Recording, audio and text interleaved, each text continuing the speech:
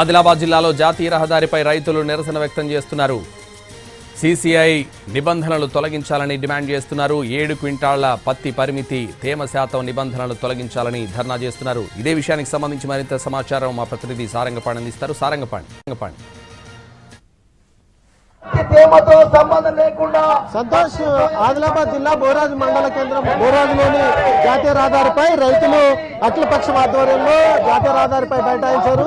Kapas Kisan app తొలగించడంతో పాటు CCI విధించిన నిబంధనలు తొలగించాలంటూ వీళ్ళ నిరసన కొనసాగుతుంది. జాతీయ రహదారి పైన బైఠాయించిన వీళ్ళంతా ముఖ్యంగా వీళ్ళ ధర్నా కొనసాగిస్తున్నారు. ఇరువైపులా రాకపోకలు నిలిచిపోయాయి. జాతీయ రహదారి 44వ నెంబరు జాతీయ రహదారి ఏదైతే ఉందో దానికి సంబంధించి పూర్తిగా రాకపోకలు నిలిచిపోయాయి. కపాస్ కిసాన్ యాప్ను రద్దు చేయాలి. అదేవిధంగా మాజీ మంత్రి జోగురామన్న మనకు అందుబాటులో ఉన్నారు, వారితో మాట్లాడించే ప్రయత్నం అయితే చేద్దాం. ఏంటంటే మీ డిమాండ్ ఏంటి? మా డిమాండ్ మొదటి నుంచి కూడా చెప్తా ఉన్నాం.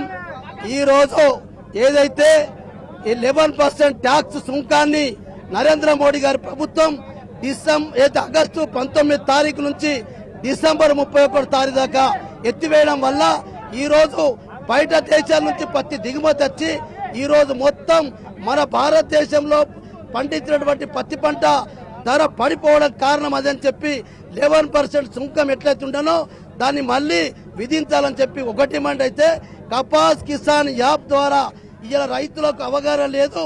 ఎవరు కూడా మరి ఇలా సగం మందికి రైతులకు ఫోన్లు ఉన్నాయి, సిగ్నల్స్ ఉంటాయి కాబట్టి కపాస్ కిసాన్ యాప్ను కూడా ఎత్తివేయాలని చెప్పి, సోయాబీన్ పత్తిని తేమతో సంబంధం లేకుండా ఈరోజు మరి కొనుగోలు చెప్పి ఈరోజు వేలి ముద్రను కూడా ఎత్తివేయాలని చెప్పి డిమాండ్ చేస్తాం. ముఖ్యంగా రైతులు ఈరోజు కపాస్ కిసాన్ యాప్ వల్ల ప్రధాన సమస్యగా మారడం జరిగింది.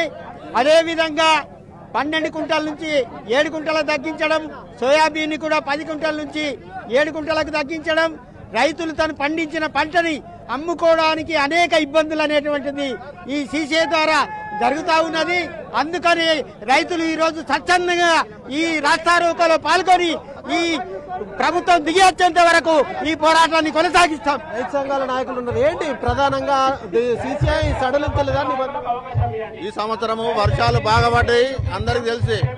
అయినా కూడా తేమ శాతం అనుకుంటా రేటు తక్కువ పెట్టి ప్రైవేటుకు సీసీఐకు దాదాపుగా 1500 రూపాయలు తేడున్నది. ఒక్క బండి అమ్మితే 45,000 రూపాయలు నష్టం అవుతుంది రైతు. అందుకోసానికి ఈ వర్షాలను దృష్టిలో పెట్టుకుని ఈ తేమ శాతాన్ని సడలించి రైతుల దగ్గర ఉన్నంత కొనుగోలు చేయాలని కోరుతున్నాం. చూసుకోవచ్చు, రైతులంతా జాతీయ రహదారి ఎక్కారు. ముఖ్యంగా రైతులు ఆందోళన కొనసాగిస్తున్నారు.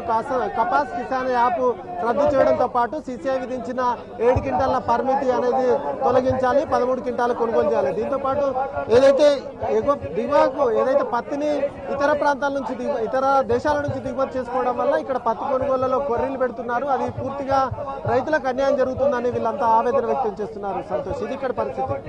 Thank you Sarangapani.